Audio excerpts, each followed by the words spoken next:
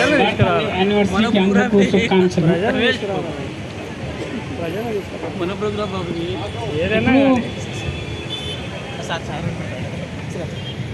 He was from SC community, Dalit.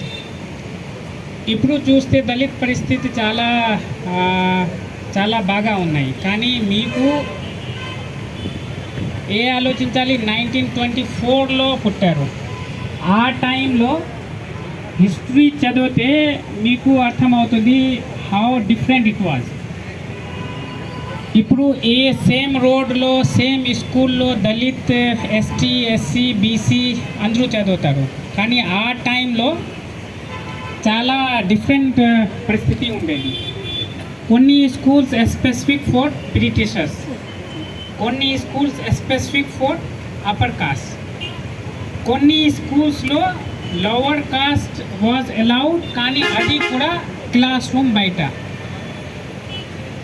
ఇప్పుడు అలాగే మీరు అంబేద్కర్ గారు, ఇప్పుడు if you read his biography మీకు అర్థమవుతుంది.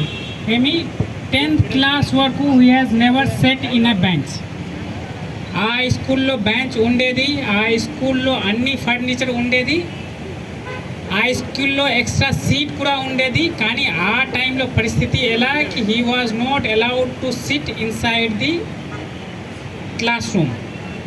క్లాస్ రూమ్ బయట కూర్చొని టీచర్స్ చెప్తారు అది చదివేసి హీ పాస్డ్.